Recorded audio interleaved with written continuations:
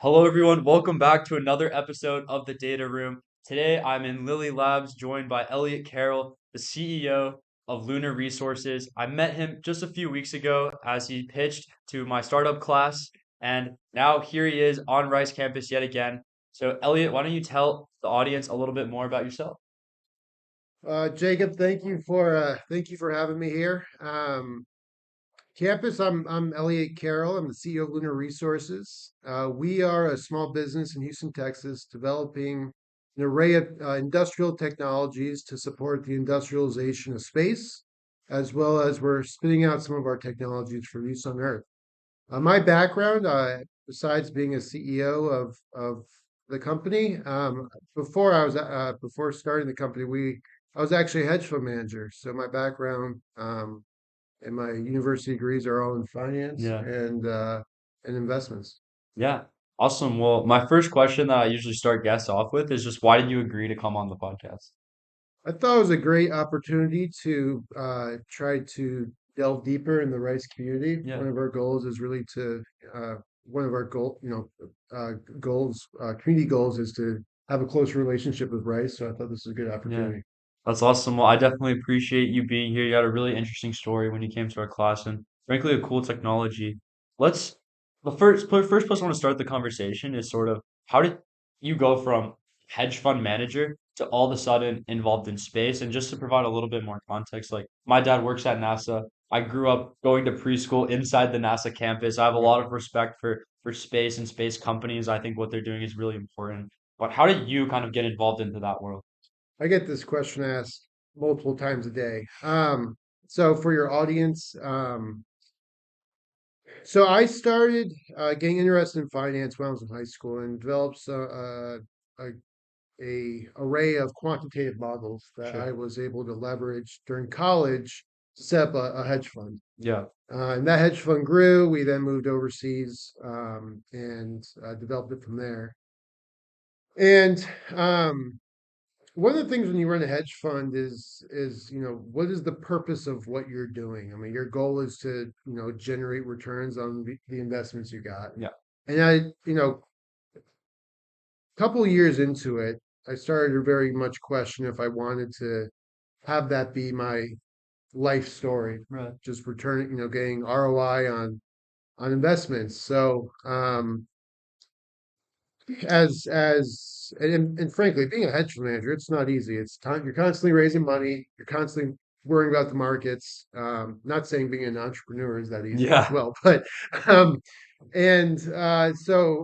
but most importantly, I didn't feel like I was being impactful to society, Yeah. having a value add to folks what I was doing. And so I started to think about, maybe selling out, shutting down the fund, doing my own thing. Um, and at the time it was, 2015, 2014, maybe 2016-ish. So 2014, 2016. There's a few key trends taking place in the technology world. Artificial intelligence, which, back then it was less of a mainstream word than it is now. Yeah. The second is space. SpaceX was just beginning to launch regularly. We now, back then there was just the idea of having these small satellites operating low Earth orbit. And the moon it wasn't a thing back then, but nonetheless, we were supposed to go mine asteroids. The U.S. policy was. Um, and the third was really robotics and really integrating robotics with AI. And I thought over the next 40 years of my career, what would be the most fascinating industry, the Yeah. one that you could be more tangible. So I thought space was it. So I started to join some think tanks on space as an economist, more of a volunteering thing initially, and that's kind of delved into trying to understand why space is so expensive. How does America, go to the moon permanently? And it led through multiple doors, and then finally we launched Lunar Resources. Yeah. Awesome story. So for space, just because it's a topic I'm personally really interested in, how do you see sort of the progression? Like, do you see first we start with satellites, then we think about going back to I know my dad personally is working on going back to the moon right now, but it's like, do we build a moon base and then we go to Mars? Do we just send kind of just a straight shot to Mars as quick as we can through some commercial company. Like, how do you see the overall progression of the space industry playing out over the next maybe 20, 30 years? Um, so there's two trains of thought that date back to the 60s. There's the von Braun approach, which is you perpetually expand humans' reach. So you start in low Earth orbit, which is, for your viewers, the orbit closest to Earth. Then you go to medium Earth orbit, then you go to geosynchronous orbit, then you go what we call cislunar space, which is a very large area between the moon and the Earth outside of Earth's orbit. Then you go to the moon, and after you get to the moon, then you expand out to Mars, and you then conquer the solar system, and then you conquer, the universe over Yeah, millennia. Sure.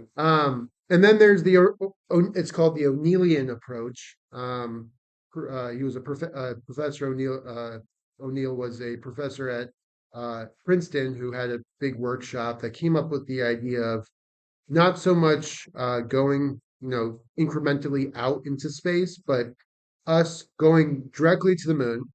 On the moon, you develop the capabilities of extracting resources and manufacturing, which then you could use to build up an economy in Earth orbit and cislunar space, which would then be the launching point to go beyond. So go to I Mars see. and Mercury. Yeah.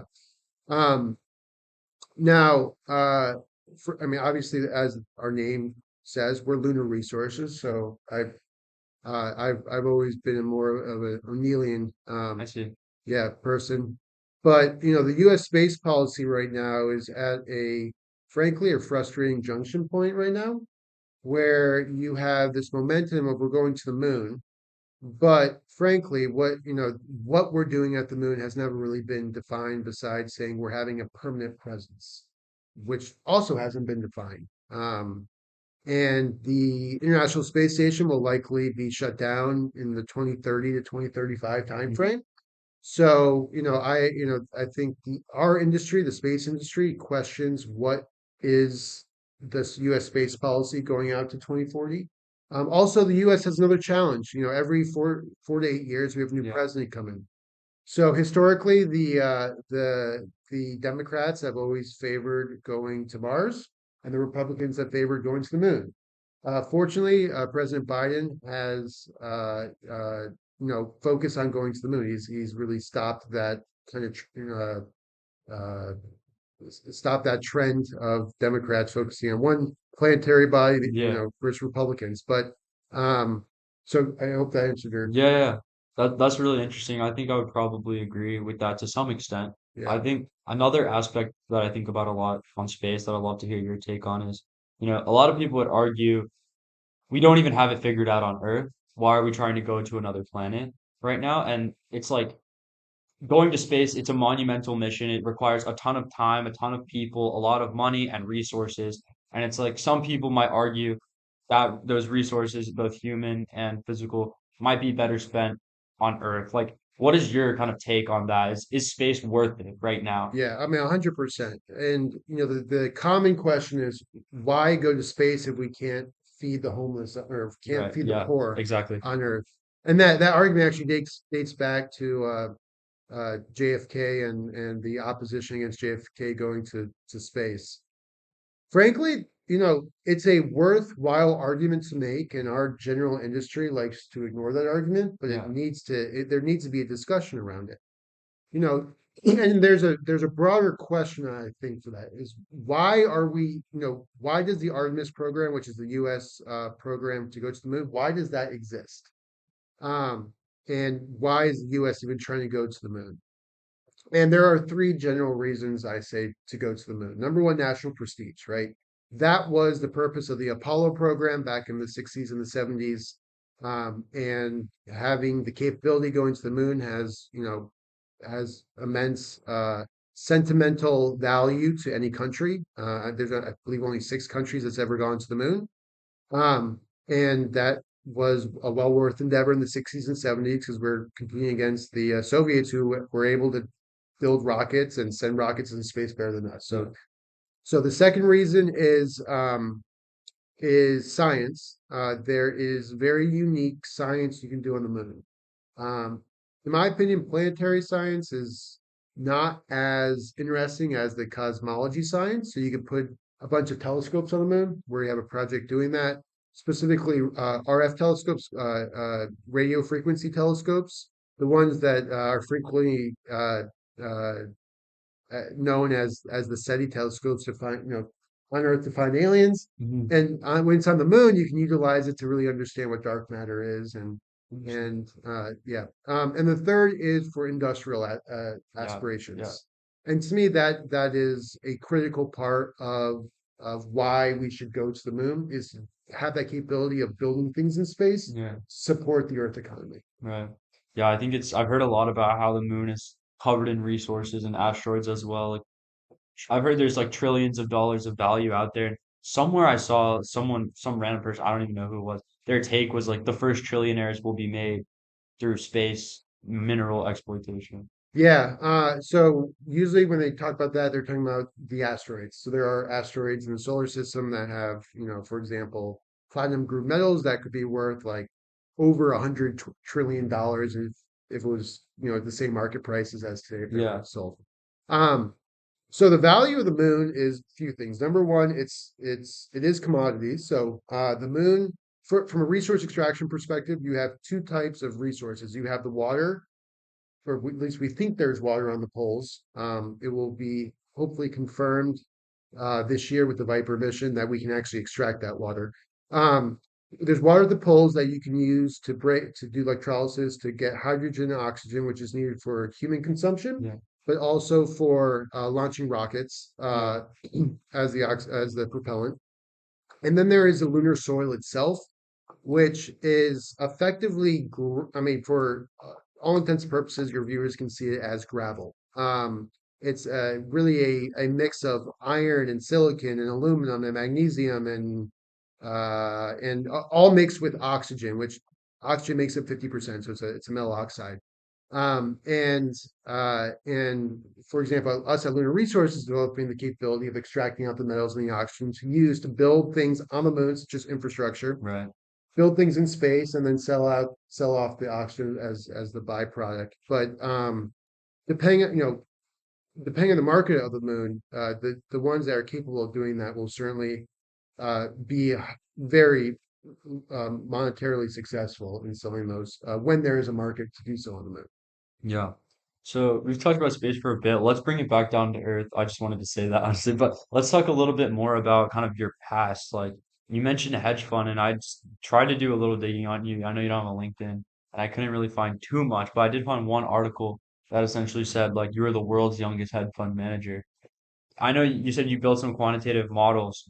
Can you talk a little bit about what that was like and how you got started in that?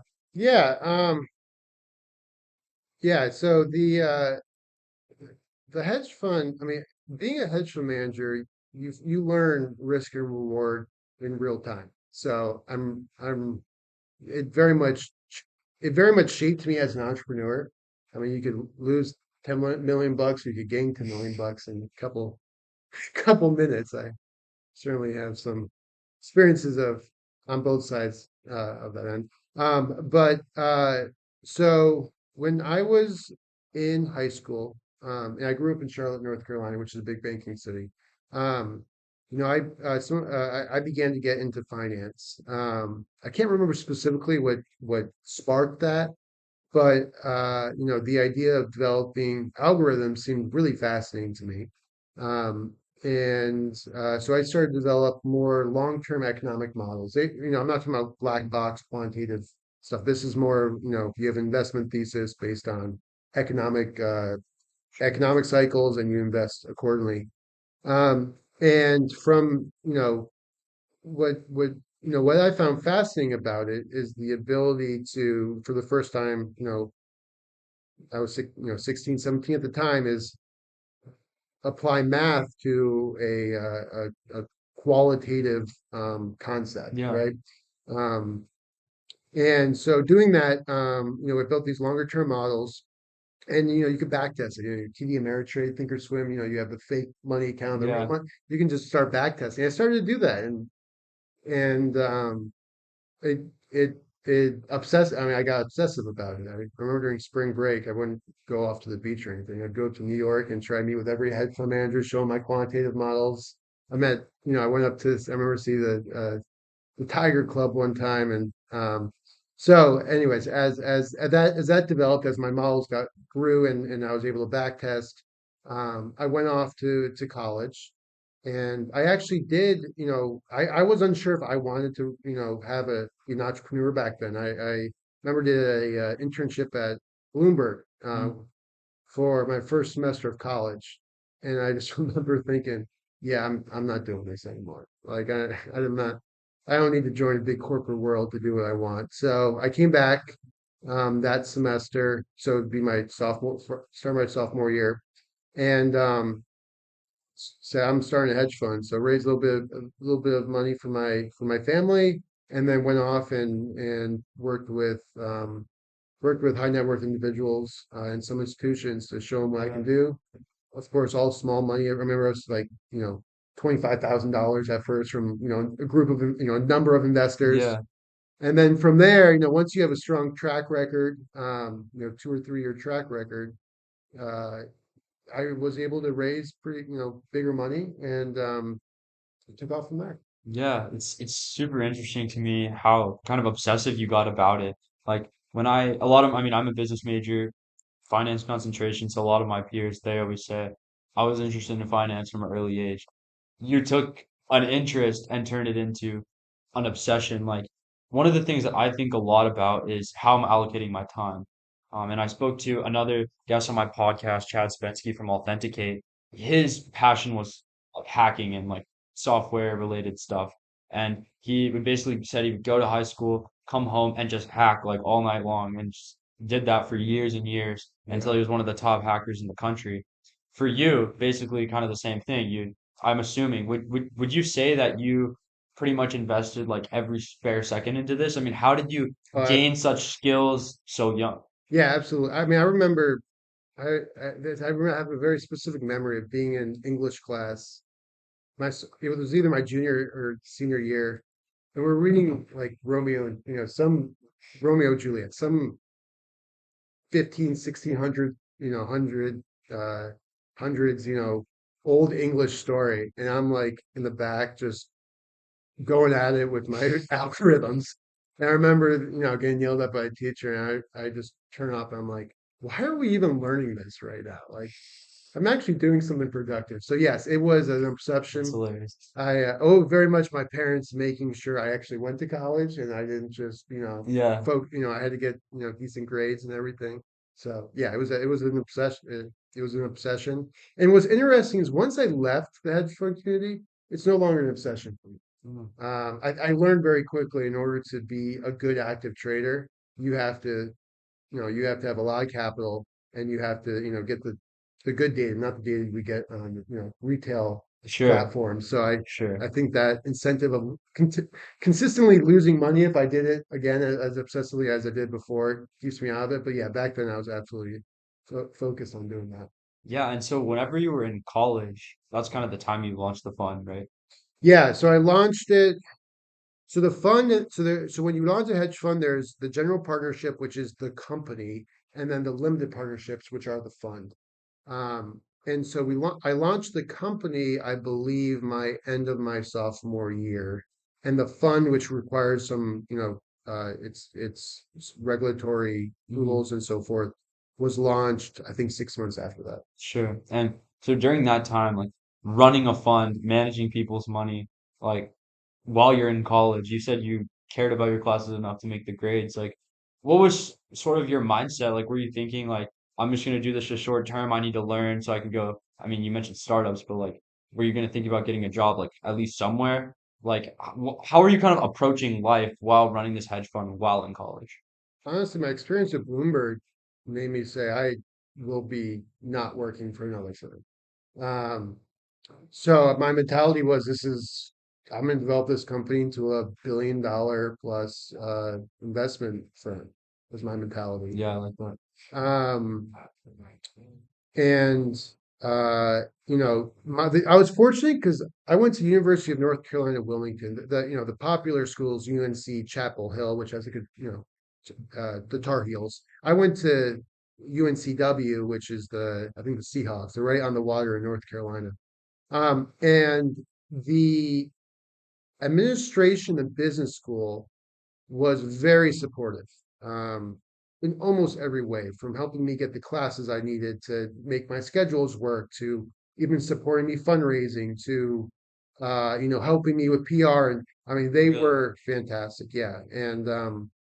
And so I was able to get through school with their support. Yeah. And I mean, without that, it would have been much more challenging. Sure.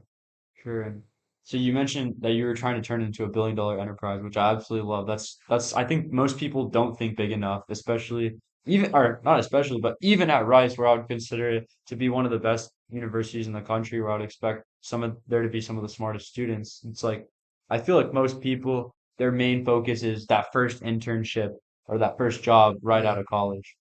Yeah, I found, it's interesting because, we hire a lot of young people, and there's a few interesting things I think. But number one, I don't feel that most universities, and I'm not calling out Rice is one of the best universities in the country, but in general, I'd say the majority of universities in America don't do a great job preparing what is actually expected to be successful in the corporate world, Mhm. at least from an engineering standpoint. Really? I mean, look at where we are. We're seeing this beautiful building, and I'm sure it's $100 million building. And the reality is, if doubtfully, unless you go work at one of the big investment banks, you'll be sitting in a $100 million building for actually doing your job.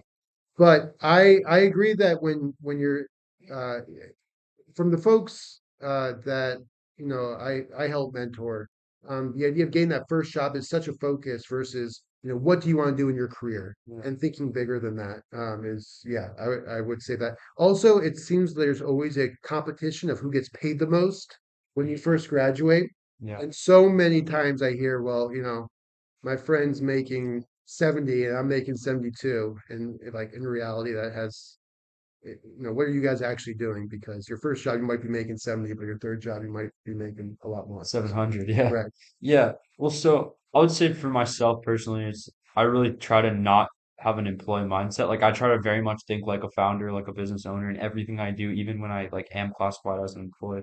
But I'm just curious for you as someone that's hiring young talent, like what are some traits that you look for that make you say like this person would be a great value add to the business? Not even necessarily like they're a great employee, more so like this is just an exciting individual that I love to work with. The most important thing our entire leadership team works for is passion. Um, and I don't say that from like, you know, a fluffy, hey, be passionate in what you do. I mean, when we hire engineers, and we can almost tell right away how successful they're going to be by their level of obsession and passion of developing, a system. I mean, I just hired a young guy, and he's developing on the side a new pet accessory technology. I mean, and you can see it's obsessive. And what you also see is you hear everyone says they're passionate about engineering or science or technology for the engineers we hire.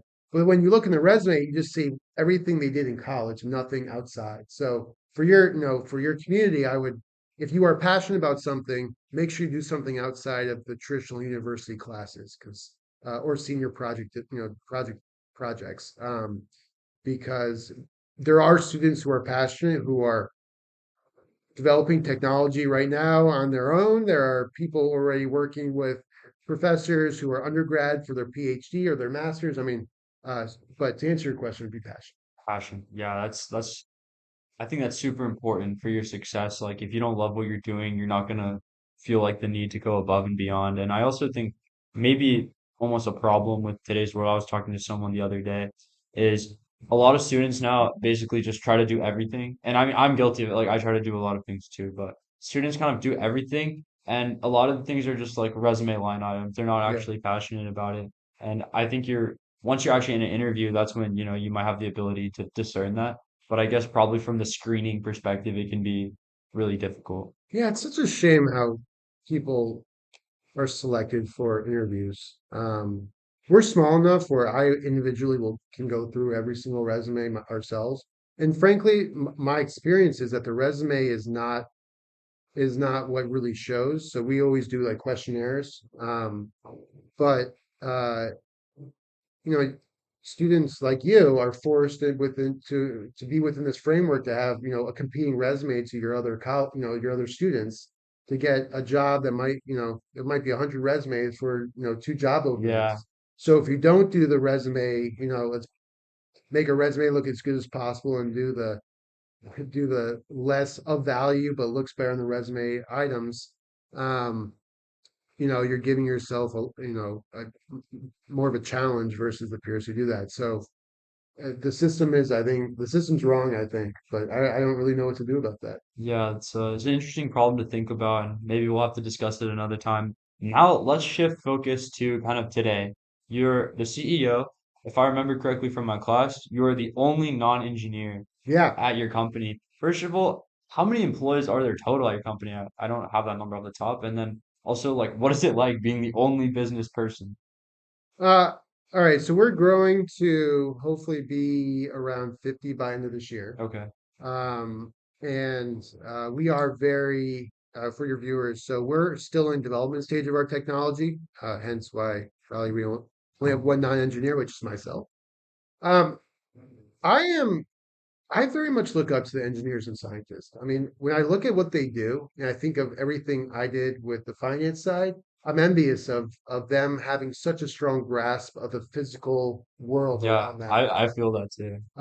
And so, one of the things I love so much about my job is just being able to interact with them every single day, texting at night, all of it. So, it's one of the biggest joys about my job is being able to work with engineers and scientists.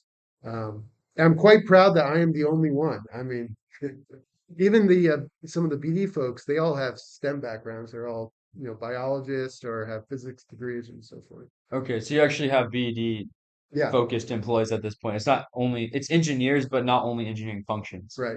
Okay, that's interesting. It's Yeah. good to know. I guess from there, like, what do you do on a day-to-day basis as the CEO? Like, what does your day look like? Are you fundraising, selling? Yeah, so we're not definitely not fundraising. So every CEO, entrepreneurial CEO has their own way of doing things. And most of us aren't trained, so it's more of an evolved process or evolutionary process as we fail epically and learn from our failures. Um, but my day-to-day activity, well, I guess today. So today I had admin functions, so I had to get a bunch of things notarized for the company, and then we were in meetings with customers, basically all day till I came here. Okay, And then after here, I will be working on BD efforts like proposal writing when I get home from here. Um, and as well as general admin activities, making sure, we bring on new employees, making sure that their payroll and their health benefits are set up properly. And we have facilities call tomorrow as we try to expand facilities. yeah, So, um, you, you know, when you look at almost any professions, professional day-to-day activity, yeah. whether you're a teacher, whether you're an investment banker, none of it is that entitled. I mean, if I wrote down to you everything I did every day, it seemed like a terrible job, which I think is true for almost any job, unless you're like an Interesting. athlete or maybe a DJ or something. But the broader, the macro picture Yeah. is what is exciting. That's what I was gonna say next is so it sounds like you kind of during the day it's almost like you're working off some type of checklist, like we need to do this and that and this and move the business forward. But Right. also a big function of your job is sort of like the vision for the company, like what direction are we going next? Like how do you go about thinking about that? Like do you set aside time intentionally for it? Is it something you just think about in the shower or as you're falling asleep? Or like how do you approach kind of like guiding the vision for Lunar Resources? I mean, at least for me, it's just always churning in the back of my head. So, we have a leadership team and we know what our vision is and what we want to get to. Um, and the question is, what puzzle pieces do we have to put in place to get there? And the first couple times you do this, it's so frustrating because you have a very static mentality that this is the plan and this is how we're going to do it. And if we don't do it this way, I'm not, holding myself accountable. Yeah. But as you see the best entrepreneurs, at least the most successful ones, they're able to adapt the plan based on the environment and your company's resources and capabilities. And I will say, I think the traditional word is called pivoting. Yeah. And someone once told me, you're not a good, you know, the amount of, you're not, you're an experienced entrepreneur, not when you have built up three companies, but when you have had three successful pivots. Mm. And pivots mean pivots like, hey, we're doing, we're a space company and tomorrow we're a Mars company. Like truly completely different business models because either there's too much competition, someone stole your technology, your government funding isn't there anymore, whatever it might be. Yeah. Um, but that vision is not created in a day. You might have epiphany of what that is, but Sure. it's not created in a day. And the challenge is once you have that vision working back, and that is a very dynamic process that on a I don't want to say on a daily basis, but certainly on a weekly basis is constantly being updated. Absolutely. I was on the call this morning with someone talking about sort of how it's like what it's like to found a young company, and he said, very initially you want to have some type of thesis and try to build your idea, but very soon the real world is going to see it and have a ton of feedback, and it's like up to you from there to always be iterating, always be improving it based on what the customers actually want. And then, like you said, ultimately, if you hit a wall and maybe someone stole your idea, hopefully not that, but for some reason you might have to pivot. That could definitely put you to the test as an entrepreneur. And kind of with that, like in terms of pivoting and changing, how would you say you've changed the most over the last year and then over the last 5 years? Um, after I have to remember who I was 5 years ago.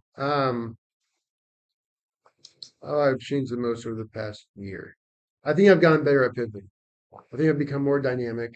Mm. The other thing, the other aspect is when you start a company and as your company grows, you get ideas of what a CEO or what, even a leadership team should be, right? Are you the boss on the floor having the whip, or do you have, three admins that, want to look like you're a big time CEO with a big company?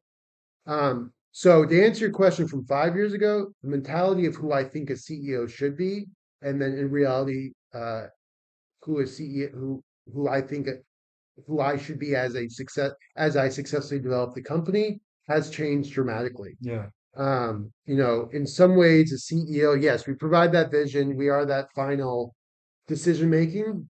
But in other ways, I'm filling gaps. I'm trying to understand where gaps are today, where gaps are tomorrow, and trying to make sure that we're already have a plan to fill that gap, or I'm filling that gap before it happens. Right.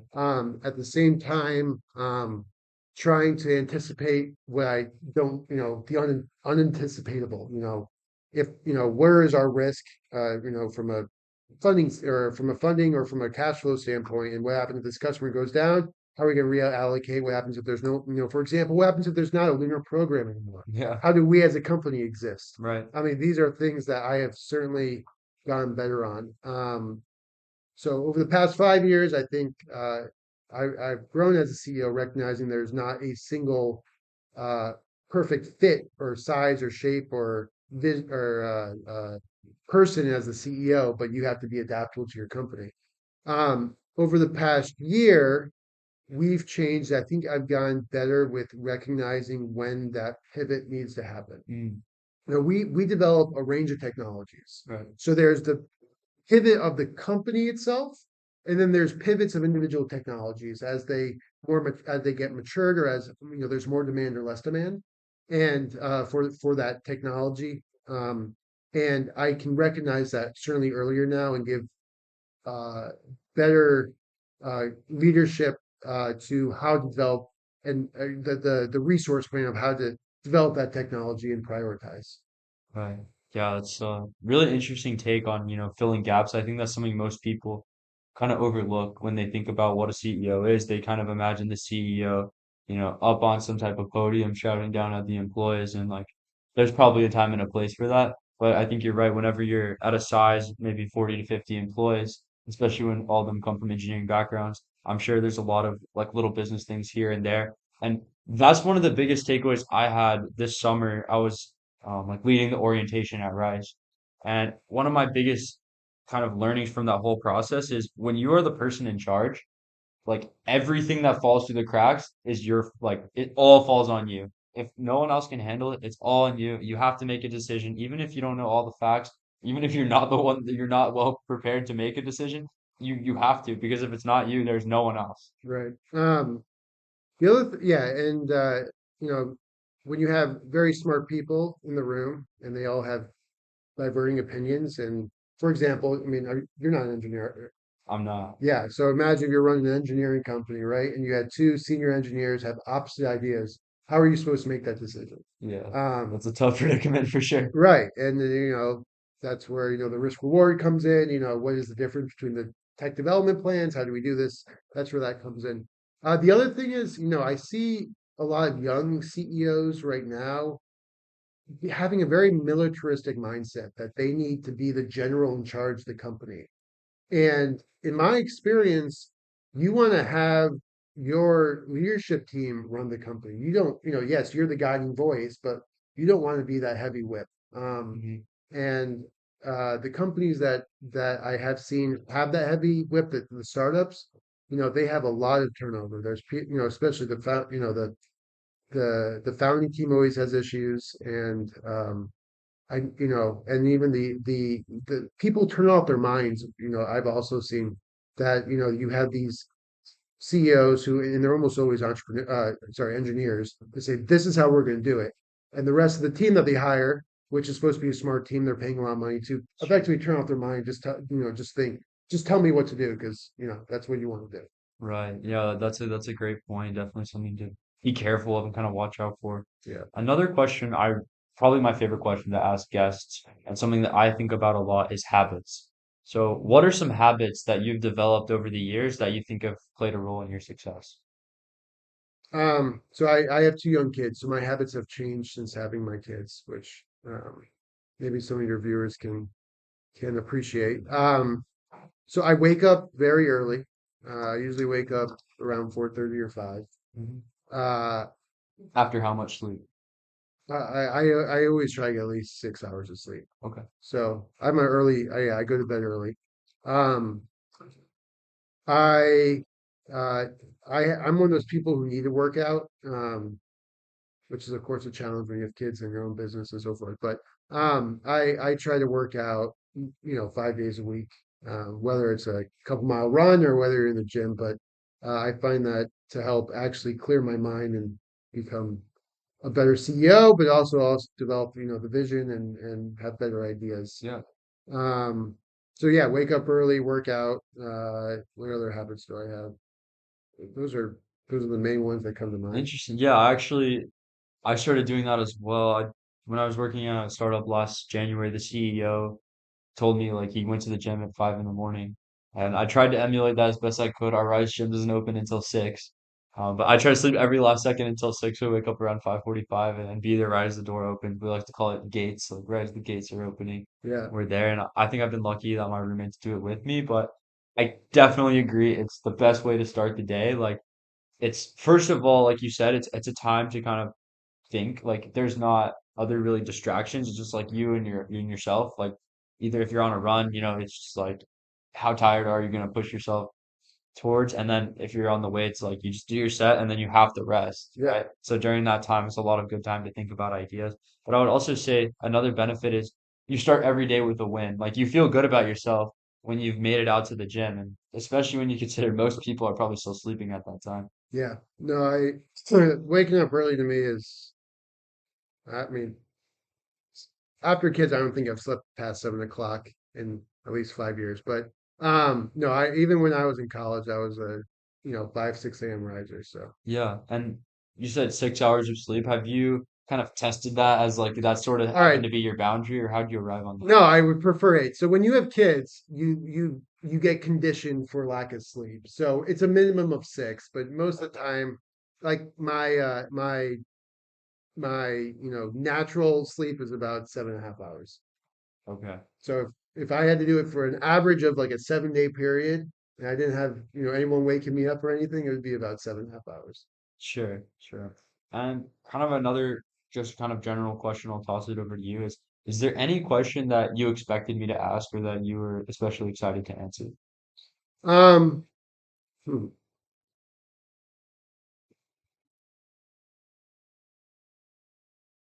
So I do have a question for you. Yeah. Maybe not what I expected you to ask, but Sure.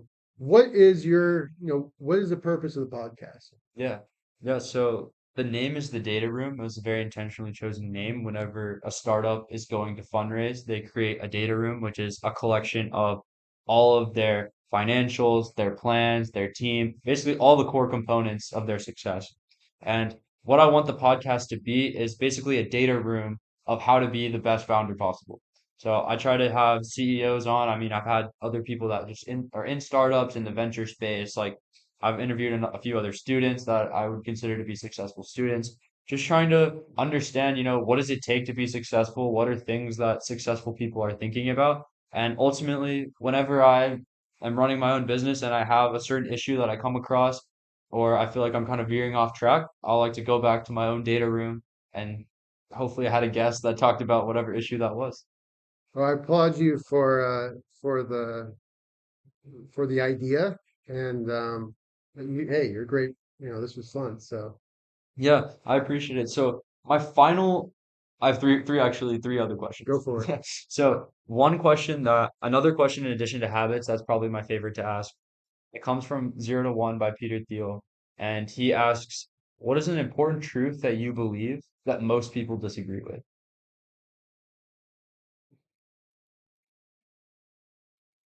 I'm trying to formulate how to say this Sure. properly. It has to do with the concept of smartness. Everyone thinks they need to, in a sense, be smart or lucky to be successful in society. And I think what's missed is capability. So I get a lot of smart people coming wanting jobs, but very few are actually capable Right. of of doing a job. So the idea that I think most people agree about is you don't have to be, I think, smart to be a good entrepreneur, or you just have to be capable. And they're Yeah. two very different things. Right. It's an interesting answer, and I definitely can appreciate that. I mean, I've heard a lot of stories of people that were like super smart but never really acted on it, or they always just thought it wasn't the right Yeah, time.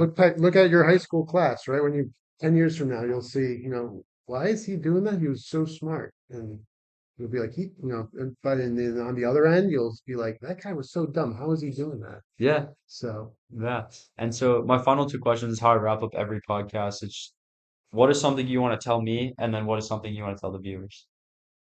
um, tell you. All right. So, um, I would tell you that, based on, our limited interactions so Sure. far, that, whatever you end up doing, don't limit yourself to, for example, don't limit yourself to finance because you're an MBA student, but recognize that the skills that you develop as an undergrad or a business student, the skills that you develop can be broadly applicable to anywhere you want if you want to be an entrepreneur. For example, I'm a finance major running a space and Yeah, technology company. right. Um, to your viewers, find a passion. I think you are on your way. I can kind of get a sense you're on your way of trying to. You're hungry to find that passion. I think, but for your viewers, is to find a passion, not a hobby, not something that you like, but something that's a true passion. And there is a big difference. I like watching movies, but I think about nowadays physics all the time. So black holes and what is dark matter and dark Yeah, energy and all that. So find a passion. yeah. Awesome. Well, Elliot, thank you so much for coming on. This is a wonderful conversation. I'm gonna have a great time watching it back. A lot of really good resources and kind of things to think about as you lead your company. And I wish you all the best with Lunar Resources. Yeah, thank you. This was fun. Awesome. Well, that concludes this episode of the Data Room. We'll see you next time.